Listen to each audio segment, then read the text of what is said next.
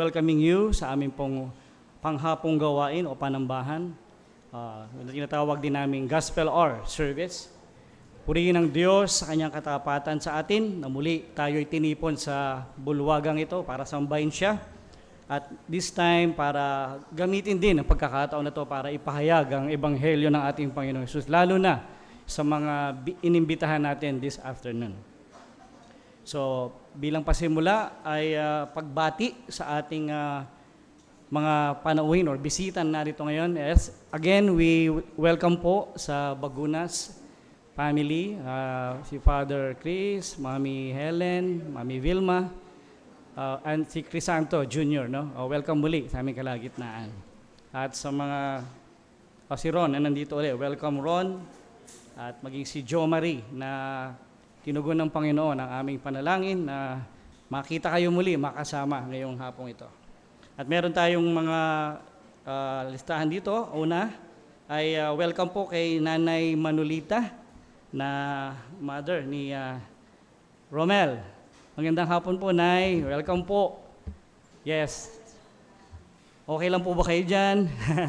Sige, sana nakikita nyo kami at napapakinggan dyan sa bandang likod. Welcome po. Ganon din yung kasama ni Jo Marie na si Sir Nan Bart Malaza. Siya ay taga Sampaloc, Manila. Welcome, Sir Nan, for the first time sa aming kalagitnaan.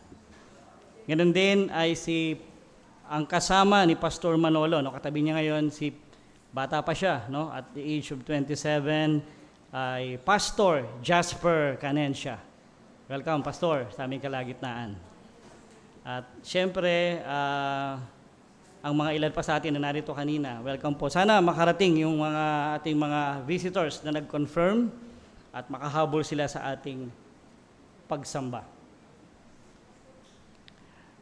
Okay.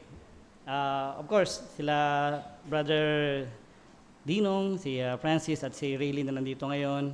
Oh yes, they're coming in. I think ito yung kapatid ni Brother Kuya Nato. Pidong, welcome Pidong. Sige po. Okay, bigyan lang natin sila ng chair. Okay, sige. Okay, ito pong hapon na to, besides na tinatawag naming Gospel Hour, ito rin po ay bahagi din ng pagsamba ngayong araw na to. And therefore, gusto ko rin kayong himukin muli sa pagsamba as I read ang mga talata na matatagpuan sa Psalms chapter 130. Meron siyang mga 8 verses na babasahin ko in English Standard Version. Sundan niyo po ako kung meron kayong Biblia na hawak dyan, your Bible app or your physical Bible. Sabi dito ng salmista, "Out of the depths I cry to you, O Lord. O Lord, hear my voice. Let your ears be attentive to the voice of my pleas for mercy. If you, Lord, should mark iniquities, O Lord, who could stand? But with you there is forgiveness, that you may be feared. I wait for the Lord, my soul waits, and in His word I hope. My soul waits for the Lord, more than the watchmen for the morning, more than the watchmen for the morning. O Israel, hope in the Lord, for with the Lord there is steadfast love or mercy, and with Him is plentiful redemption, and He will redeem, restore, or save Israel from all his iniquities." So may God bless the reading of His word. So itong salmo na to ay isang salmo ng panaghoy, gaya ng isang lamentation, ng isang salmista na sumulat na to, na siya ay dumadaing siya sa Panginoon, na una sa lahat, pinapakita niya doon yung kanyang paghingi ng awa. Paghingi ng awa, kaya sinasabi dito, meron siyang plea for mercy. Bakit? Dahil sa kanyang misery, sa kanyang mga kasalanan. Sinasabi niya sa Panginoon, sa pamamagitan ng salmista nito, na pakinggan siya ng Panginoon. Ikiling niya, ibigay niya ang kanyang pandinig sa kanyang panalangin. At dito ay meron siyang sinabing mahalaga. Sinabi niya, Panginoon, kung iyong tatandaan o mamarkahan, you will mark or forgiveness, sino ang makatatayo? So alam natin na marami tayong pagkakasala sa Panginoon. Ito man ay lihim or hayag, ang lahat ay nakahubad at lantad sa paningin ng Panginoon. Kaya nga alam niya sa kanyang puso na umiiyak siya, dumadaing siya na, Panginoon, sino ang maaring tumayo? Dahil kung ang Panginoon ay meron siyang logbook of sin, baka marami tayong volume of logbook ng sin na maaring ilagay sa harap ng atin ng Panginoon. Pero sabi niya, but with you, there is forgiveness. Why? That you may be feared. Feared meaning, kaya may pagpapatawad sa Panginoon, may kahabagan, ay para siya ay sambahin ng may paggalang. Malaman natin na kung nandun tayo sa isang sitwasyon na tayo ay miserable dahil sa ating kasalanan, may pag-asa ang isang kaluluwang nasa ganong kalagayan. Dahil ang Diyos ay mapagpatawad. Kagaya ng sinasabi sa Lamentations, the steadfast love, mercy, kabutihan ng Panginoon ay hindi nagmamaliw, hindi nagbabago. Ito ay sariwa sa bawat umaga. So bawat umaga ay meron tayong pagkakataon muli sa Panginoon upang ihingi ng tawad ang ating mga sala, pagsisihan at talikuran. At lalo na, ito ay nakatala sa kanyang mga salita. At ngayon, mamaya, tayo ay matuturuan sa salita ng Panginoon. Sino ba ang Panginoon? Sana'y makilala natin siya lalo sa araw na to, sa ating pagsamba. Kaya sabi niya dito, O Israel, hope in the Lord. Lalo na sa isang mananampalataya, umasa ka sa Panginoon dahil sa Kanya ay there is plentiful of redemption. And He will restore, He will redeem, He will protect or rescue Israel from all his iniquity. So ito po ay isang hamon, paalala sa atin, paglapit ngayon sa pagsamba na ang Diyos, bagamat siya ay banal, matuwid, at tayo ay hindi marapat sa Kanya, there is forgiveness that He may be feared and worshipped.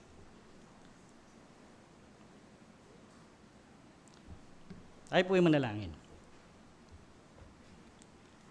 Aming Diyos, sa iyong harapan, patuloy kaming nagpapakumbaba at kumikilala na marapat ka sa pinakamataas at pinakamarangal na pagsamba na maaari naming ialok sa inyo, Panginoon. Maraming salamat sa pagkakataon na kami ay tinipon mo sa bulwagang ito upang minsan pa itaas ang iyong pangalan sa aming kalagitnaan. Tunay, O Diyos, na kung ikaw ay tatandaan mo lahat ng aming kasalanan, walang sino man sa amin ang maaring tumindig sa iyo at magsabing kami karapat-dapat, Panginoon.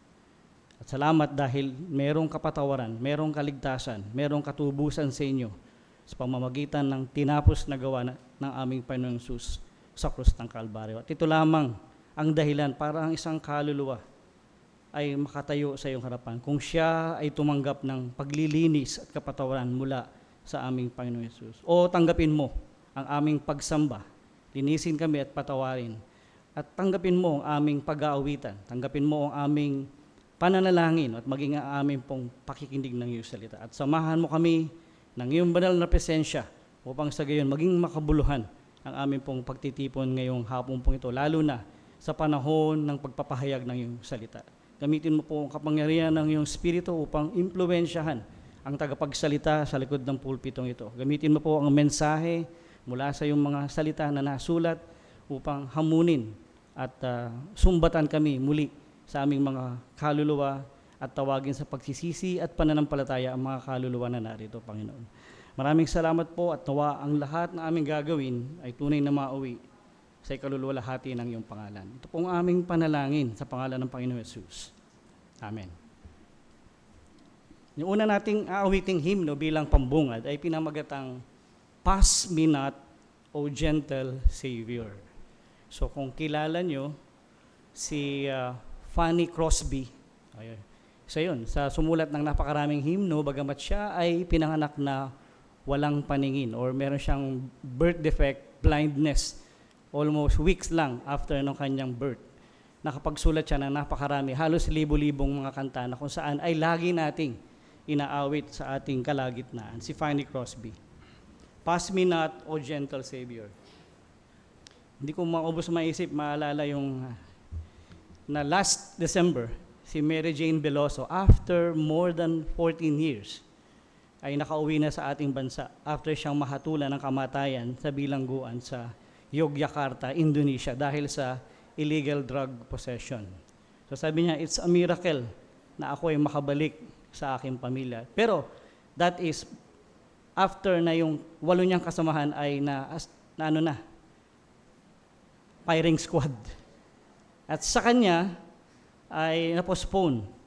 Yung pala ibig sabihin ng salitang reprieve. So, hindi pa siya ligtas, lilitisin pa siya dito, pero yung sa kanya ay na-postpone after ng pag-apila, paghingi ng compassion ng ating bansa sa kanya. So, isa siyang bilanggo. Si Fanny Crosby, nang siya ay mahilig siyang pumunta sa mga prison para magbigay ng serbisyo or ng pagtuturo at doon siya umaawit, ay dumaan siya sa isang prison. Noong mga panahon na yun, nag-uusap sila ng kanyang musical writer na si William, ito, nasa kanan ng hymno. Siya yung tagagawa ng kanyang mga musiko, yung mga naglalapat ng musika, wala silang maisip. Nung araw na yun, na dumaan siya, may isang bilanggo na sumagot sa kanya doon na sumigaw, "O God, pass me not." Yan ang kanyang isinigaw.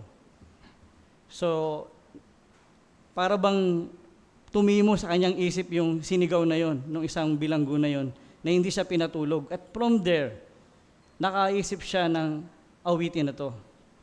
Sabi nung bilanggo na yan, "Good Lord, do not pass me by."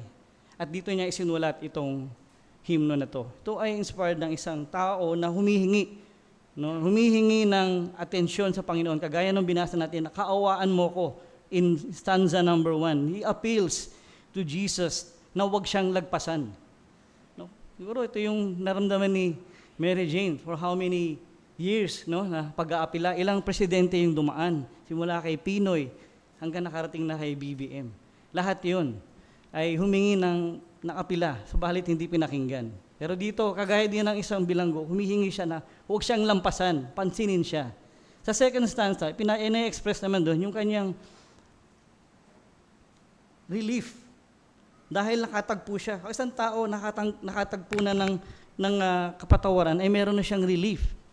In third stanza, dito naman, dahil siya ay meron ng pananampalataya, binigyan na siya ng pananampalataya, siya ay hindi na nagtitiwala sa kanyang ginawa. But he trusts only on the merit of the cross. And in the last stanza, siya na yung kanyang spring of all my comfort. So, ano man ang mangyari, hindi na siya mabibilanggo, pero may kasiguruhan siya na kapiling niya na ang Panginoon. So, yan yung kinakanta natin lagi. "Pass me not, O gentle Savior." And we would like to sing this with conviction, just like Fanny Crosby, na tayo din naman ay tumanggap din ng ganitong habag sa Panginoon. Gaya ng ating binasa kanina, mercy ng ating Panginoon. Ay po tumayo at awitin natin to.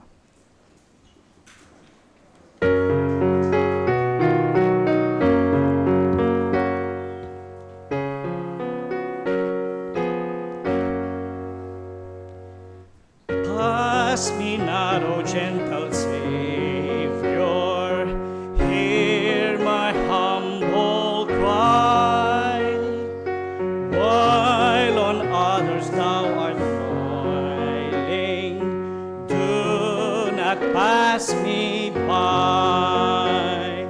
Savior, Savior, hear my humble cry, while on others thou art calling, do not pass me by.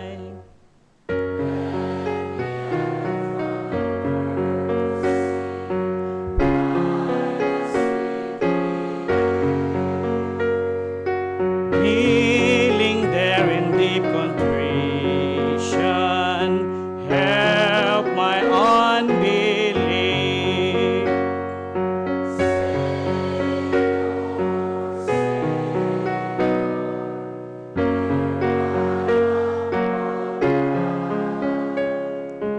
While on others thou art calling, do not pass me by. Trusting only in thy mercy, I seek thy face. Heal my wounded, broken spirit. Save me by thy grace. Savior, Savior, hear my humble cry. While on others thou art calling, do not pass me by. Thou the spring of all my comfort, more than life to me. Whom have I on earth beside thee? Whom in hand but thee? Savior, Savior, hear my humble cry. While on others thou art calling, do not pass me by. Amen.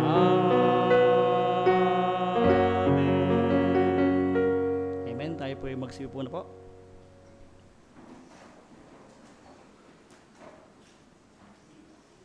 So mas malalim na kahulugan ng kanta nito ay tayo na sa sarili natin, na tila baga wala tayong lakas, wala tayong kakayahan. We may feel rejected or no hope, but there is redemption for God sa isang tao na tunay na hihingi ng awa at kapatawaran ng Panginoon. Sa pagkakataong ito, tatawagin natin ang ating kapatid na si Brother Bridge Pardilla upang pakinggan ang kanyang testimony.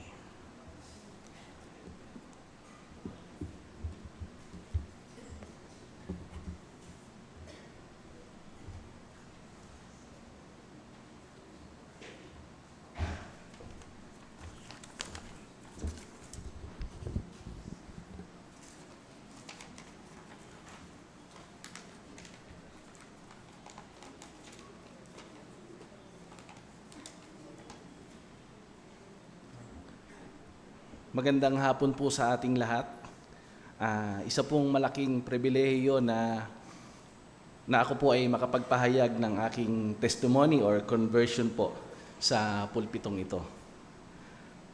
Ako po si Bridge Pardilla, 43 years old, ama ng 3 anak na sina Isaiah, Shekinah, Gideon, at asawa ng aking may bahay na si Mary Ann Lalaing. Ako po ay lumaki sa isang lugar at isang pamilya kung saan na inakala ko na ang lahat ng bagay ay normal lang. Normal ang bisyo, gaya ng alak, sigarilyo, pagmumura, mga awayan. Isang mananahi po ang aking nanay at sa sideline naman po kumikita ang aking tatay.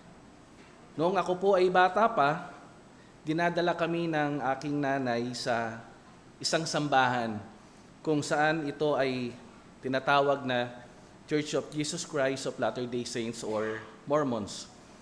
Sa mga panahong iyon ay hindi pa ganun ka-matured ang aking isip, kaya wala akong ideya tungkol sa teolohiya o aral ng sambahang iyon. At minsan naman ay sumasama din ako sa aking mga kaibigan sa simbahang Katoliko. Sa madaling salita, ako ay sunod lamang sa agos kasabay ng aking mga kapilyuhan at makamundong kaisipan hanggang sa ako ay magbinata. Namulat ako sa makamundong pamumuhay. Maaga kong naabuso ang aking katawan sa pagbibisyo at mga makasalanang gawa ng laman. Namumuhay ako sa aking sariling kagustuhan kung saan sa tingin ko ay magiging masaya ako. Hanggang sa ako ay nagkaroon ng asawa at mga anak, ang aking asawa ay lumaki sa isang Kristiyanong pamilya. Siya ang nagsama sa akin na dumalo sa mga Kristiyanong pananambahan. Sa kalaunan ay naging miyembro ako ng isang local church at nagkaroon ng ministry sa music. Taong 2019, ako ay nagpasyang magpabautismo sa isang resort sa Bulacan kasabay ng ilang miyembro ng sambahang aking dinadaluhan. Sa kabila ng aking pagmiministeryo, pagpapabautismo at pag-join sa Lord's Table every month ay palihim ko pa rin na nagagawa ang aking pagbibisyo. Ngunit ang mga bagay na ito ay hindi maiiwasang masaksihan ng aking mga bayaw, ng aking mga kapatid, maging ng aking asawa. Mayahan tulad ko ang aking katayuan sa pagiging isang compromised Christian. Nagmi-minister ako sa church pero walang tunay na kaalaman o lalim ng pagkaunawa sa biblical gospel. Naging mababaw sa akin ang pagkakakilala ko sa kung sino ang Diyos na aking sinasamba. Marami din na naging tanong sa aking isipan sa mga bagay na nawi-witness ko sa sambahan na aking dinadaluhan. Dahil sa habag at grasya ng Diyos, ay may isang taong nakatulong sa akin at malinaw na nagpaliwanag sa aking mga tanong kung saan ang mga sagot ay ang sagot sa aking mga tanong ay sa Biblia ko rin matatagpuan. Sa pagkakatanda ko, ito ay sa taong 2021 up to 2022. At itong tao na ito ay tago na lang po natin sa pangalang Manolo Balagtas.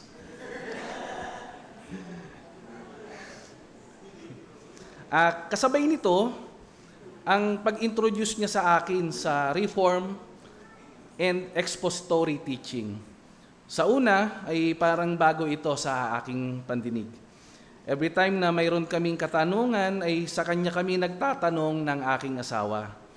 Sa kadahilanang ito ay unti-unting nasasagot, sa kadahilanang ito ay unti-unting nasasagot ang aming mga katanungan. Every time na kami ay nagkakaroon ng fellowship, ay sinasamantala na namin ang pagkakataon na kami ay magtanong kay pastor. Dito ko naintindihan at naunawaan ang man's depravity na tumutukoy sa likas na kasalanan ng tao. Ganon din ang mga katangian ng Diyos. Sa tulong na din ng teknolohiya ay nakapanood ako ng mga preaching na tapat at may katotohanan ng pagtuturo ng salita ng Diyos tulad nila Pastor Jurem Ramos, John MacArthur, R.C. Sproul, Body Bockham, Paul Washer at marami pang iba. Sa halos 3 hanggang 4 na taon kong pag-aaral at pakikinig ay dito ko po na sumpungan ang tunay na pagsisisi sa aking mga kasalanan na ako ay nahaharap sa puot ng makapangyarihang Diyos kung ako ay magpapatuloy sa aking mga lihim at hayag na pagkakasala. Nakita ko din na ang panampalataya at kaligtas ay hindi ko magagawa sa pamamagitan ng aking sariling kaalaman at ministeryo. Dahil dito ay nagmumula lamang sa biyaya at grasya ng Diyos.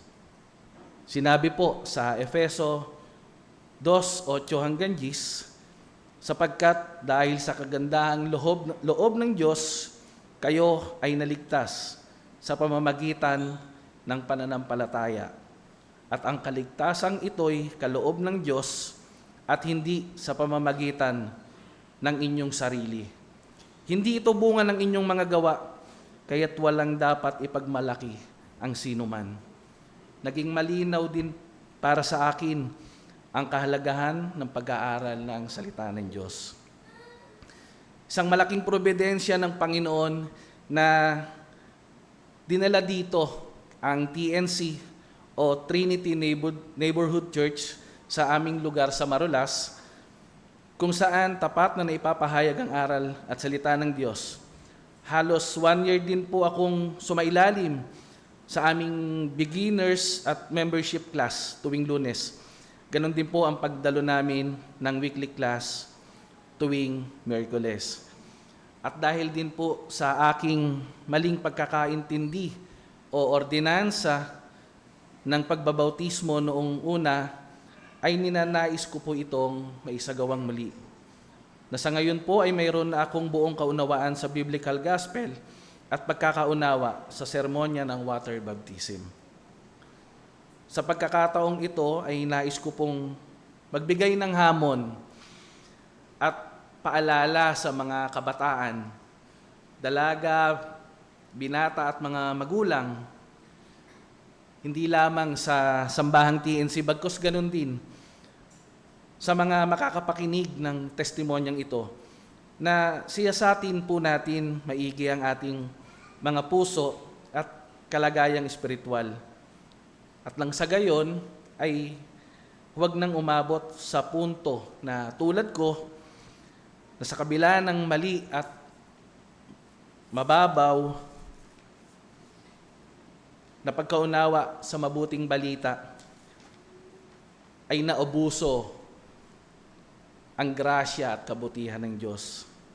Kaya kapatid, kaibigan, kung nangyayari man sa inyo ngayon yung ganitong bagay, magsisi tayo sa ating mga kasalanan at manampalataya tayo sa ating Panginoong Hesus, at doon matatagpuan natin ang tunay na kaligtasan.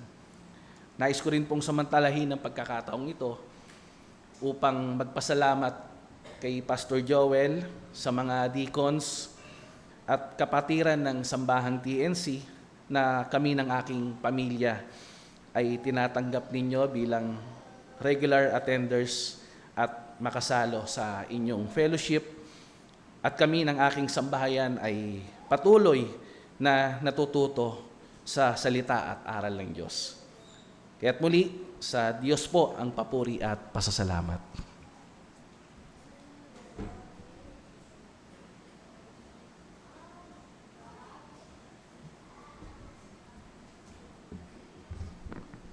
Bilang bahagi pa rin ng pagsamba ay dadako po tayo sa ating mga pagkakaloob at gusto lamang natin ipaalam na ang offering na ating malilikom ay ang bahaging ito ay mapupunta rin sa ating retreat fund na siyang makakatulong din para sa mga pangangailangan sa paghahanda natin para sa retreat this coming December 2025.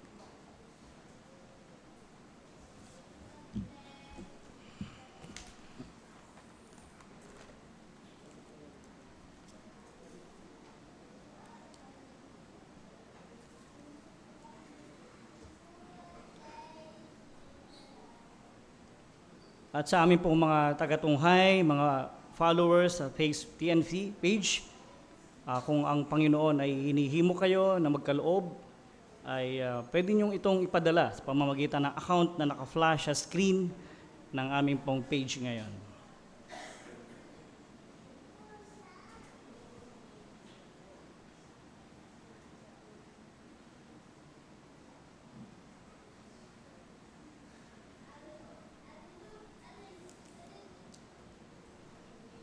Saglit nating pasalamatan ang mga kaloob na to.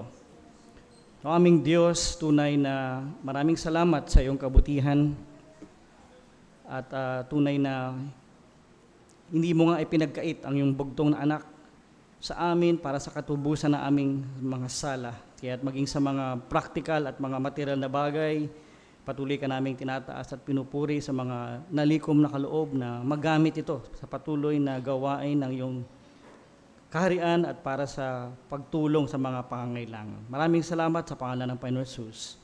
Amen. At inanyahan ko po kayo sa maaaring tumayo na tayo tumindig para babasahin natin yung sermon text na siyang magiging bahagi ng pag-aaral, pangangaral ngayong hapon pong ito. Ito ay matatagpuan sa Aklat ng Mga Gawa, Kabanata 10, Acts chapter 10. Babasahin po natin ang dalawang segment, verses 1 to 8. Tapos we will jump to verse 34 hanggang 43. So ito po ay babasahin ko sa wikang Filipino. Sundan niyo po ko sa inyong mga salin. Ganito po ang ating matutunghayan. Acts chapter 10 verse 1. Sa Cesarea, may isang lalaki na ang pangalan ay Cornelio, isang senturyon na tinatawag na pulutong Italiano, isang taong masipag sa kabanalan at may takot sa Diyos. Kasama ang kanyang buong sambahayan, naglilimos ng marami sa mga tao at laging nananalangin sa Diyos. Minsan, nang may oras na 9 na araw, nakita niyang maliwanag sa isang pangitain ng isang anghel ng Diyos na dumarating at sinasabi sa kanya, Cornelio. Siya'y tumitig sa kanya na may pagkatakot at nagsabi, ano yun, Panginoon? Sinabi sa kanya, ang mga panalangin mo at ang iyong mga limos ay umakyat bilang alaala sa harapan ng Diyos. Ngayoy magsugo ka ng mga tao sa Joppa at ipatawag mo ang isang Simon na tinatawag na Pedro. Siya'y nanunuluyan kay Simon, isang tagapagluto ng balat na ang bahay ay nasa tabi ng dagat. Nang umalis na ang anghel na kumausap sa kanya, tinawag niya ang dalawa sa kanyang mga alila at ang isang tapat na kawal mula sa mga naglilingkod sa kanya. Pagkatapos may salaysay ang lahat ng mga bagay sa kanila, sila'y isinugo niya sa Joppa. Tumawid tayo sa verse 34. Nagsimulang magsalita si Pedro at kanyang sinabi, tunay ngang naunawaan ko na walang kinikilingan ng Diyos, kundi sa bawat bansa ang sino mang may takot sa kanya at gumagawa ng matuwid ay kalugod-lugod sa kanya. Nalalaman ninyo ang salita na kanyang ipinadala sa mga anak ni Israel na ipinangangaral ang magandang balita ng kapayapaan sa pamamagitan ni Jesucristo. Siya'y Panginoon ng lahat. Nalalaman ninyo na ipinahayag ang salitang iyon sa buong Judea, simula sa Galilea, pagkatapos ng bautismo na ipinangaral ni Juan, kung paanong si Jesus na taga Nazaret ay binuhusan ng Diyos ng Espiritu Santo at sa kapangyarihan, kung paanong naglibot siya na gumawa ng mabuti at nagpagaling ng lahat ng mga pinahihirapan ng dyablo sapagkat kasama niya ang Diyos. Mga saksi kami sa lahat ng mga bagay na ginawa niya sa lupain ng Judea at sa Jerusalem.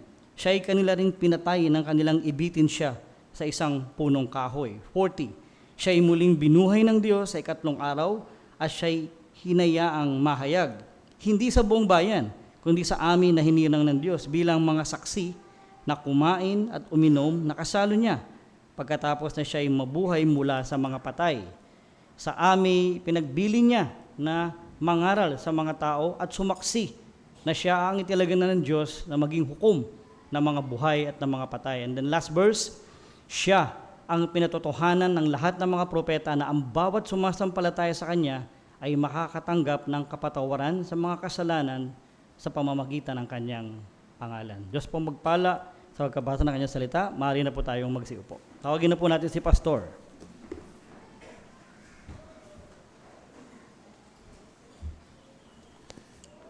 Salamat, Deacon Joe, sa pangunguna sa ating Gospel Hour. Salamat po sa aming mga bisita na pinaunlakan ang aming mga paanyaya. Gaya ng aming mensahe kaninang umaga ay ang tunay na pamilya ng Diyos. Sa aming pag-aaral na ang pamilya ng Diyos ay hindi po ito by blood or by physical proximity, but it is about the relationship with the Lord Jesus Christ. Ngayong pong hapon ay ating tatalakayin at pinamagatan ang mensaheng religious but not yet, or religious but yet lost.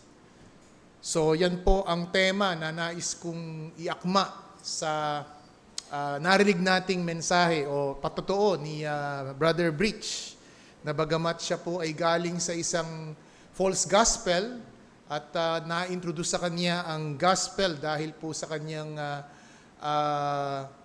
pagkakaroon ng ugnayan at pagiging asawa si Mary Ann, na isang lumaki sa isang Christian family at nakapaglingkod. Drummer ma, Brad? O ano? Drummer. Guitarist. So sa music ministry siya. So involved siya sa ministry, and yet nakita po niya na sa kanyang sarili, in the light of the scripture, na siya pa rin ay isang makasalanan at hindi paligtas sa tunay na mananampalataya. Last week, nasaksihan po natin na ang dating PNP Chief Nicolas Torres ay nirelieve sa kanyang posisyon bilang Chief PNP At marami po ang nagsasabi na ito daw po ay quote-unquote demotion sa kaniyang propesyon. Sa hapon pong ito, sa maikling oras na ating gugugulin, ay titingnan natin dito po sa ating binasang kabanata ang isang high-ranking official, isang centurion, na hindi po na-demote but bagkos he was spiritually promoted, so to speak. Bakit po mahalaga ang Acts chapter 10 sa kabuuan ng aklat ng mga gawa? Ang Acts chapter 10 ay isang mayamang kabanata sapagkat ito po ay nagpapakita ng isang tao na na-convert sa Gentile world.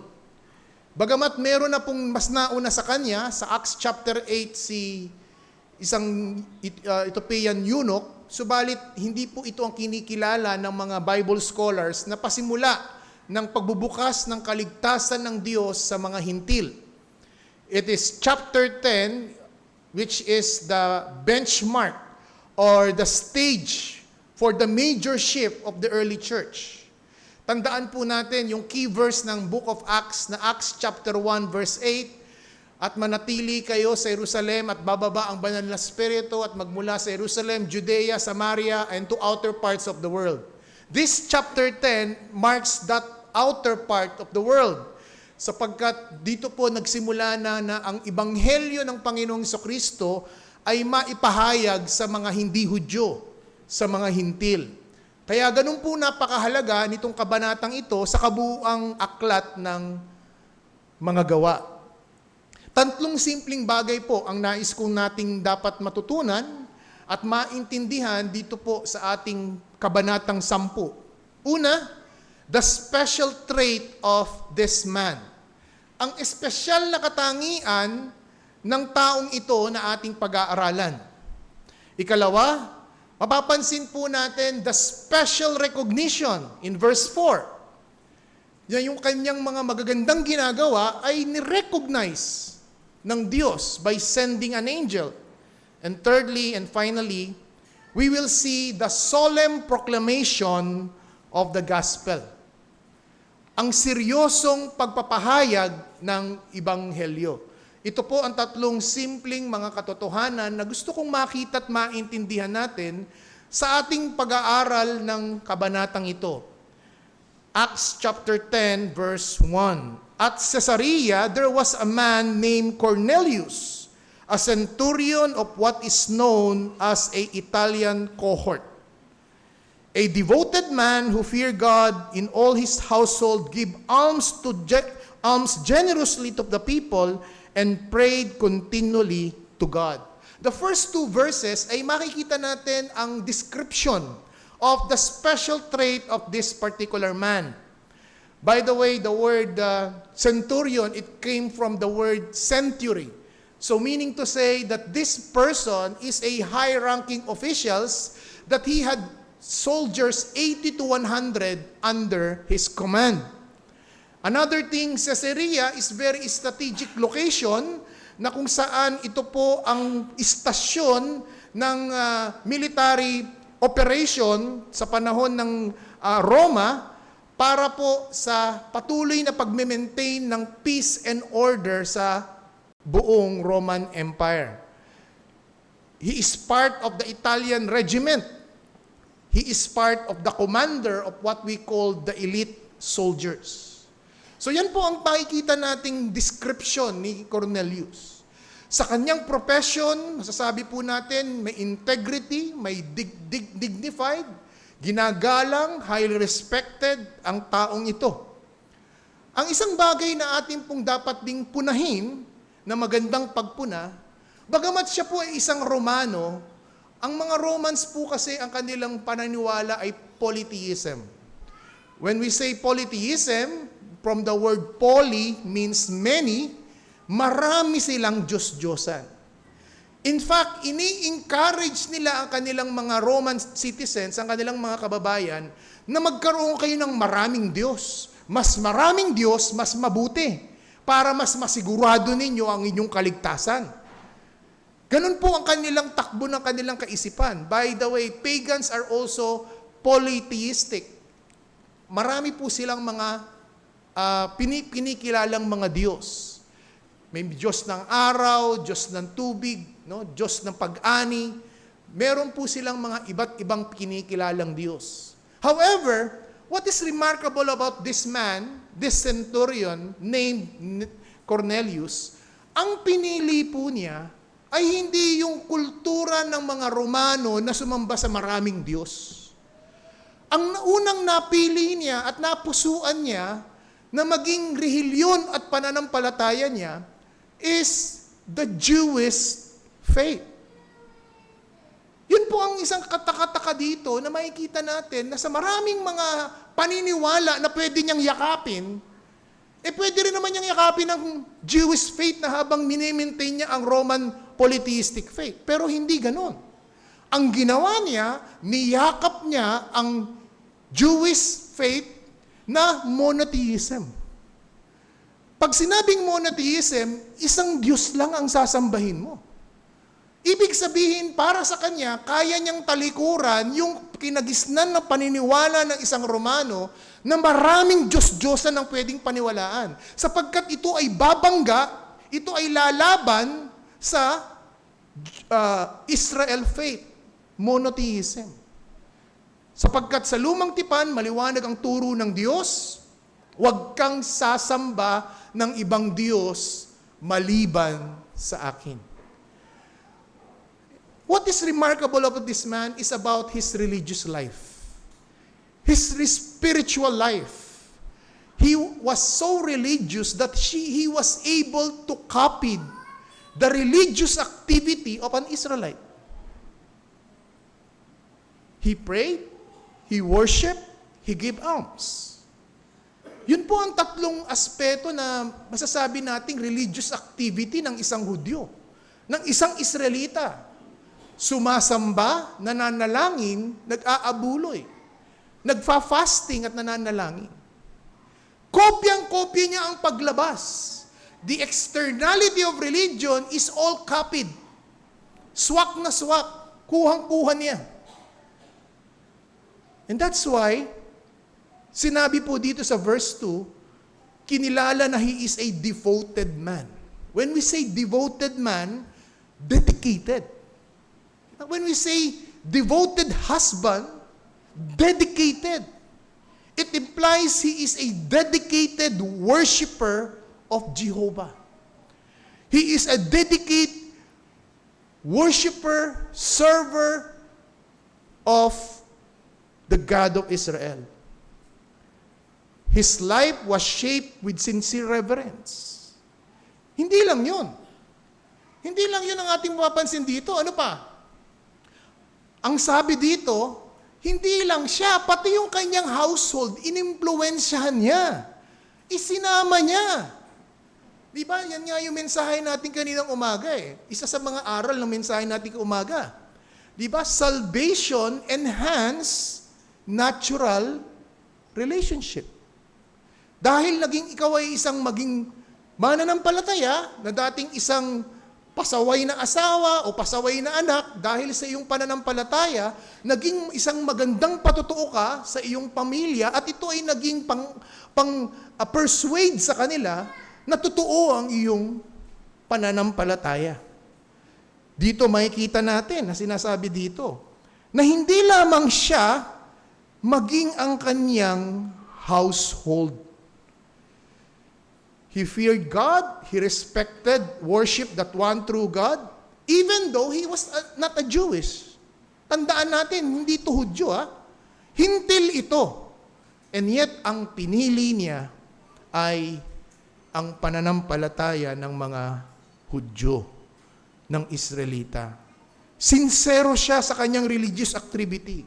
Na sa kanyang pagsasagawa ng mga bagay na ito, hindi ito parang suhol. Hindi ba minsan ganyan ang tao? Magsisimba kapag may pangangailangan sa Diyos.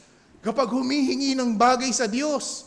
Subalit kapag ipinagkaloob na ng Diyos ang kanyang kahilingan, wala na. Hindi mo na makikita sa simbahan. Hindi mo na makikita sa pagtitipon. Dahil sa natugunan na ang kanyang personal na kagustuhan at kailangan. Dito natin makikita, he was religious, yet he was still lost. Bakit ko po sinabing he was lost? Bakit ko sinabing hindi pa rin siya mananampalataya, bagamat kopyang-kopya niya? No, kumbaga parang kabagang, lapat na lapat. Yung seremonya, yung mga gawain ng isang Hudyo, kaya niyang gawin. Natatapatan niya. Pero bakit sinabi ko pa rin na hindi pa rin siya mananampalataya? Anong preba? Turn your Bibles in Acts chapter 11. Acts chapter 11, ito po yung tagpo na nireport ni Pedro sa Jerusalem Church, itong kaganapang nangyari sa Acts chapter 10. Nireport po niya sa Jerusalem Church. Kasi tumanggap po ng banal na spirito si Cornelio nung bautismuhan niya. Nagulat sila na ang kaligtasan ng Diyos ay hindi lang pala sa mga Hudyo. Pero look at the report of Apostle Peter sa Jerusalem Church. Acts 11, verse 13 to verse 14. And he told us, referring Cornelio, how he had seen the angel standing in his house, and say, sent to Joppa, bring Simeon, who is called Peter. He will declare to you the message by which you will be saved, you and your household. Ayun, maliwanag po sa verse 14. Maliwanag na sinabi ni Apostol Pedro nung kanyang iulat sa Jerusalem Church yung kaganapan na sinabi sa kanya ni Cornelio, kasi ang sabi sa akin ng Diyos, patawag daw kita eh. Patawag daw kita, ikaw daw'y naninirahan sa kapangalan mo rin, sa katukayo mo rin. Kay Simon na nagtatrabaho ng balatan, Simon the Tanner, sa tabing dagat, pasundo daw kita. Dito natin makikita mga kapatid, even though he is exercising the exactness of the religiosity of activity, he is still lost. Kagaya ng sinabi sa ating kanina ni Brother Bridge, member na siya ng church. May ministry na siyang involvement sa church.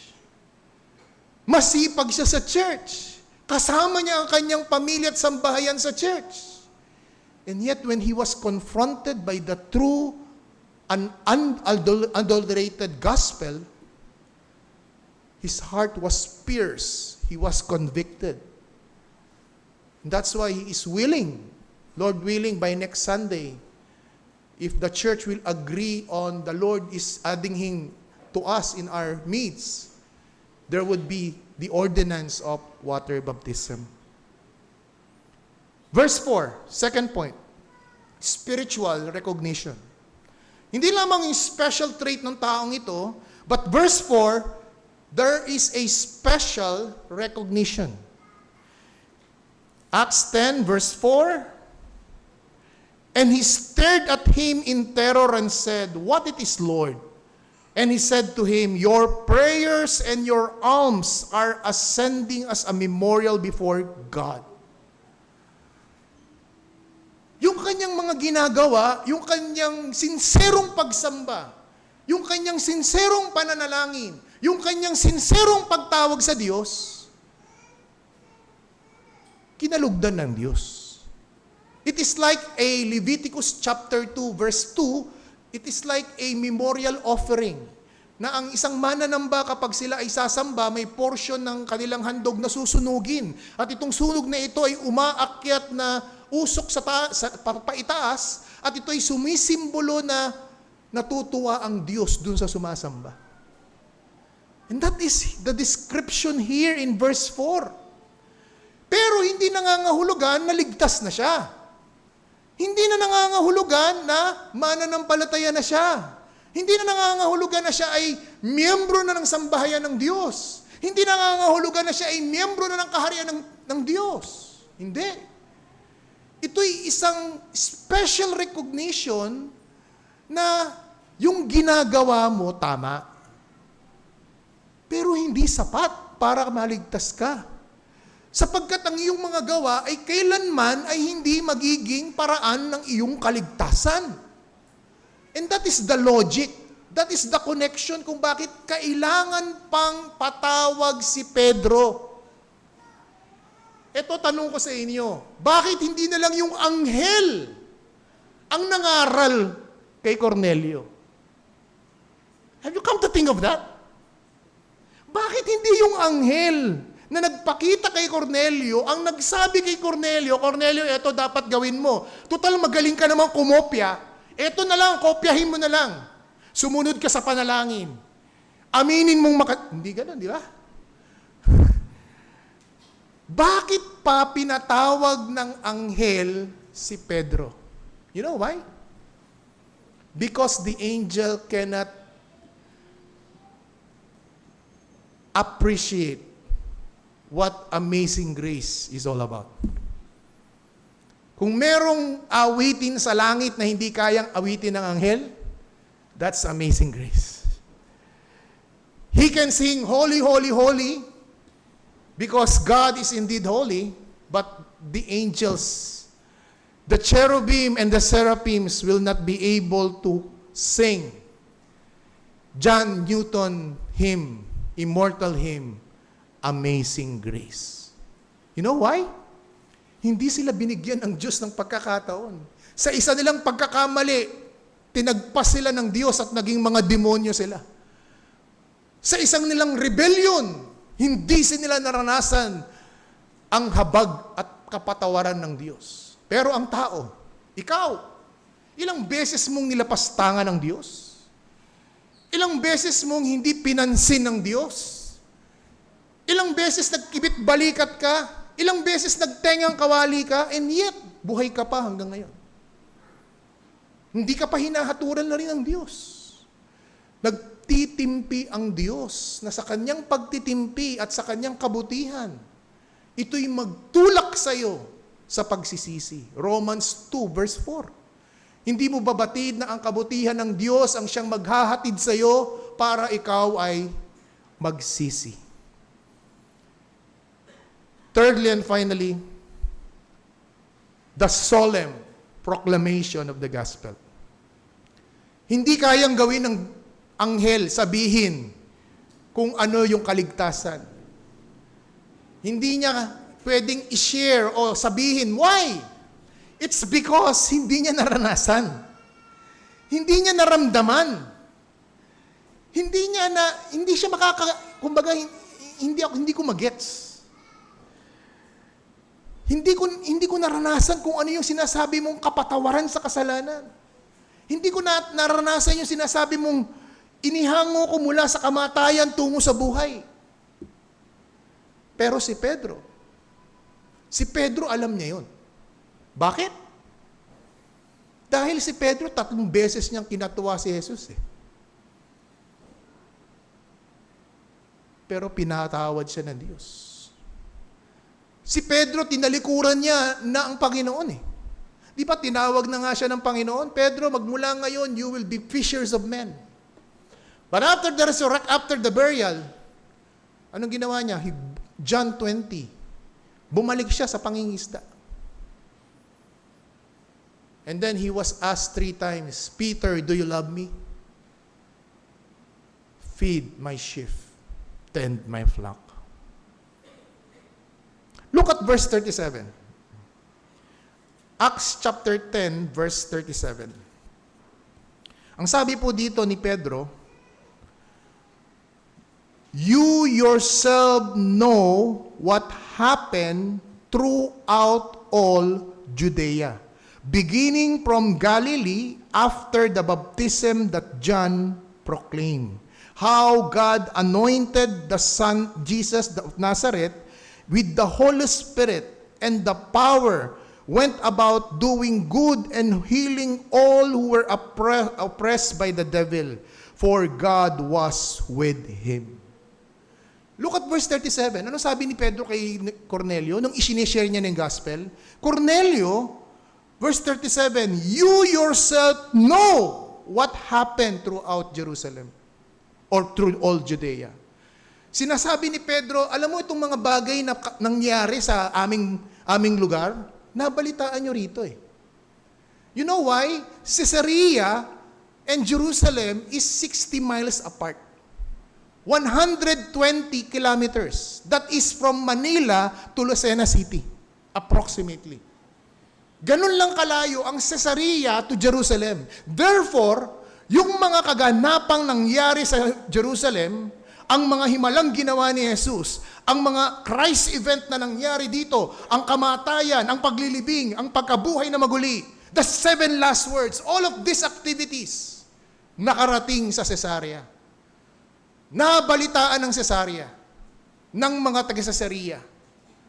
And that's the reason why this centurion, he opted not to follow polytheism religion, but rather monotheistic religion. It's the Jewish faith. At ito yung kinalugdan ng Diyos. Tama yung kanyang piniling worldview. Subalit, ang kaligtasan ay hindi sa pamamagitan ng kanyang paggawa. Ang kaligtasan ay hindi sa pamamagitan ng kanyang pagpupursige. Ang kaligtasan ay hindi sa pamamagitan ng kanyang sariling aktibidades at gawain. Ang kaligtasan ay gawain ng Diyos. And this is the lesson. God initiates and prepare the hearts of those who truly seek Him. Kalimutan nyo na lahat ng mga puntong binanggit ko, but retain this message, this sermon message. God initiates and prepares the heart of those who truly seek Him. Yung mga totoong lumalapit sa Diyos, yung totoong nagnanais na makilala ang Diyos, masusumpungan nila ang Diyos. Those who seek will find. That's why sabi ni Pedro, di ba? God is no respecter of person. God shows no partiality. Now I know na hindi lang kaming mga Hudyo ang niligtas ng Diyos. Ang kaligtasan pa lang ito ay inalok niya at kanyang ninanais na lumabas sa Jerusalem, lumabas sa mga Hudyo. Maging ang mga hindi Hudyo ay maligtas. At pinakita yan dito sa aklat ng mga gawa. The Ethiopian eunuch, Cornelius, in chapter 16, Lydia. Diba? Si Lydia, another Gentile convert. So these people are representations of the Gentile believers in the book of Acts. God initiates and prepares the hearts of those who truly seek Him. As a matter of fact, God commands to seek Him. Alam mo ba yung kaibigan? Na inuutusan tayo ng Diyos na hanapin natin Siya? Na lumapit tayo sa Kanya?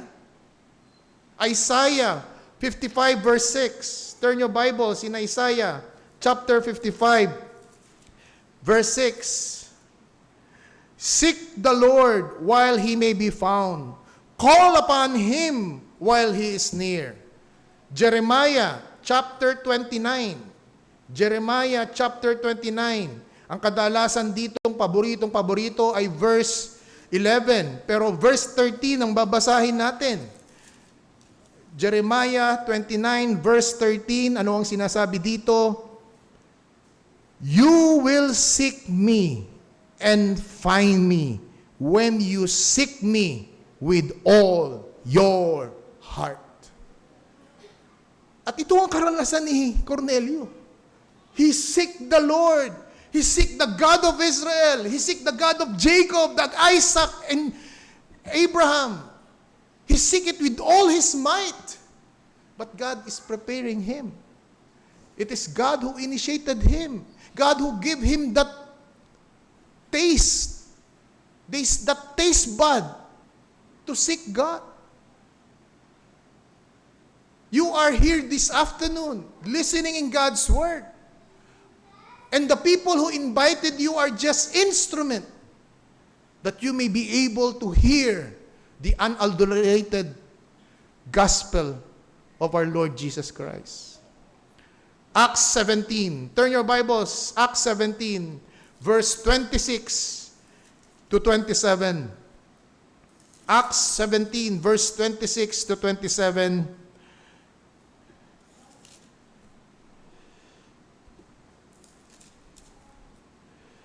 And he made from one man every nation of mankind to live on the whole face of the earth, having determined allotted periods and boundaries of their dwelling place. Verse 27, that they should seek God. Bakit ka Pilipino? Bakit ka mamamayan dito sa Metro Manila? Bakit ka taga rito? Look at verse 26. It is God who appointed our boundaries. For what purpose? Para mabuhay ka sa iyong buhay? Para ikaw ay magkaroon ng maranyang buhay? I-enjoy ang buhay? Don't you know that we live and we move and we have our being because of God? Now the question as a reflection, does your heart longs a thirst before God? Are you in need of God in your life? Gaano ba siya kinikilala at pinapahalagahan? The problem with us, man, napaka-short-lived, napaka-short-sighted ng ating pananaw dito sa mundo. I would like to close with this illustration.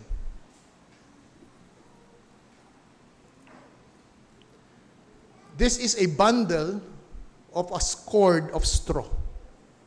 Hindi ko alam kung gaano kahaba ito.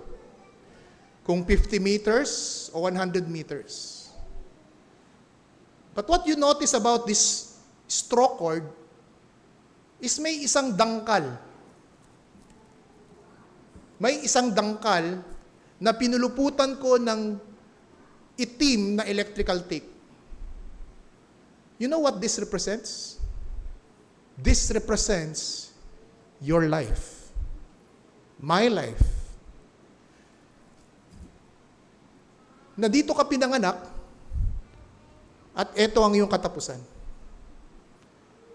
Ito ang takbo ng buhay mo. Lumaki ka, nag-aral ka, nagtrabaho ka, nag-ipon ka, nagnegosyo ka, namasyal ka, nag-outing ka, nag-around the world ka, ginawa mo ang bucket list mo lahat. And yet, darating ka sa dulo ng itim na ito. And you will die. Sa mga panahong ito, hinanap mo ba ang Diyos? Because we are commanded that we ought to seek God. Because after this time, what next is an eternity. An eternity without God. Kaibigan, kung hindi mo siseryosohin, napakahaba ng walang kulay itim. Subalit, eto lang, isang dangkal lang, ang 70 years, ang 80 years ng iyong buhay. Si Cornelio, hinanap niya ang Diyos at natagpuan niya ang Diyos. Nawa sa buhay mong ito, matagpuan mo ang tunay na Diyos at tagapagligtas. Tayo manalangin.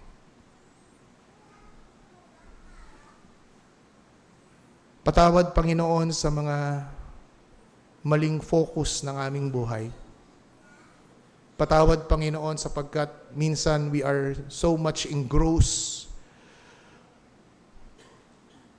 with our work, with our business, with our career,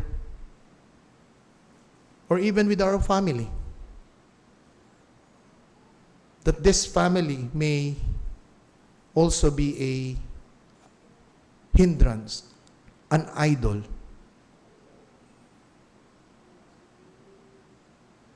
May we see, O God, Cornelius.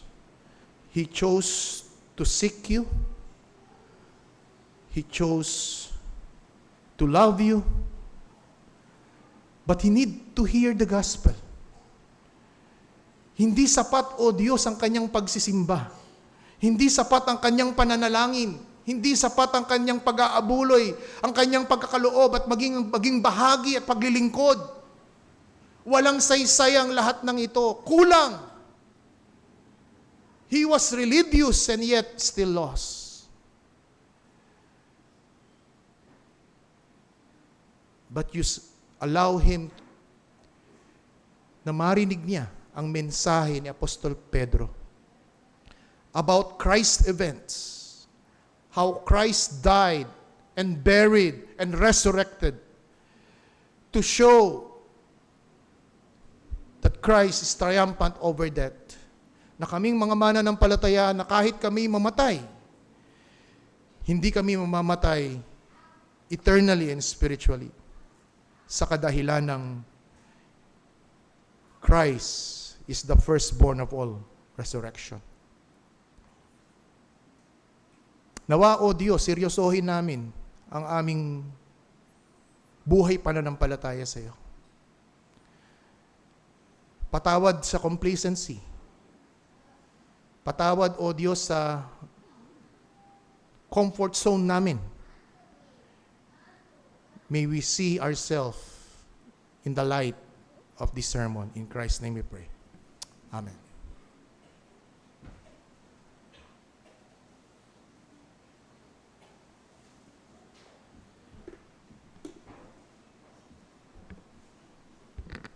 Purihin ng Diyos sa kanyang mga salita. Maglaan po tayo ng ilang saglit ng katahimikan bilang para pagbulayan ang ating pong napakinggan.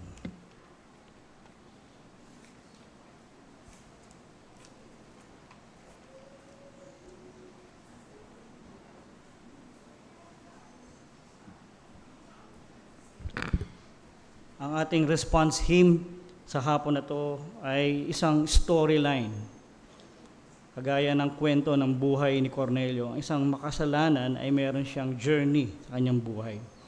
Pero ang isinasaad at binibigyang diin ng hymn na to, hymn number 403, na sinulat ni Horatius Bonar, na pinamagatang Not What My Hands Have Done, ay isang paglalakbay ng isang makasalanan mula sa kanyang pagsisikap na gawin ang lahat sa pamamagitan ng kanyang kabutihan o magbase sa kanyang damdamin. Subalit, sa kaduluduluhan, nang matagpuan niya ang tunay na kaligtasan, ay napatunayan niya na walang ibang paraan para ang isang kaluluwa ay makatanggap kundi sa pamamagitan lamang ng biyaya ng Panginoon. At yan ang sana maging ang storyline ng buhay mo. Sa isang dangkal na maiksing buhay mo, sana nandyan na makita natin, masumpungan mo ang biyaya ng pagliligtas ng Panginoon. At awitin po natin to, tayo po tumayo. Hymn number 403 sa Trinity Hymnal, Not What My Hands Have Done.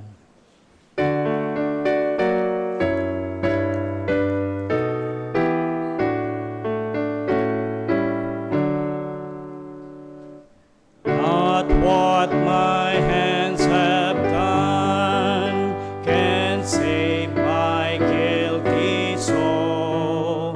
Not what my toiling flesh has borne and make my spirit whole.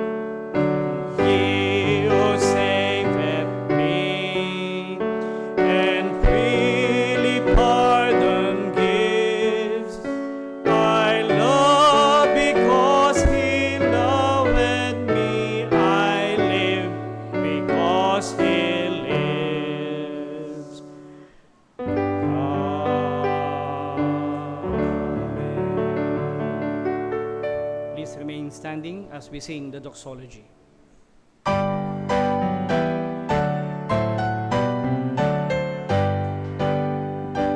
Praise God from whom all blessings flow. Praise Him, all creatures here below. Praise Him above, a heavenly host. Praise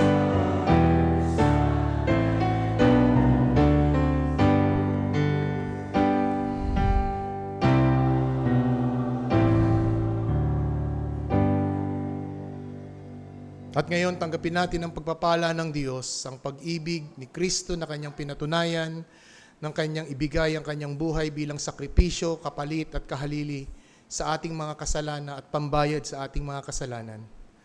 At sa banal na Espiritu na siyang magbibigay tibay at konbiksyon at panunumbat kung kinakailangan at pagliligtas at paglapat ng mensahe at aral na ating narinig sa buong araw na ito ng pagsamba at pag-alaala ng araw ng Panginoon, ngayon at sa muli nating pagkikita. Lalapit din po namin ang aming pagsasaluhan. Maraming pong salamat sa mga kamay na naghanda nito. Sa pangalan ni Kristo Jesus. Amen. Tayo po'y maupo sandali para sa ilang mga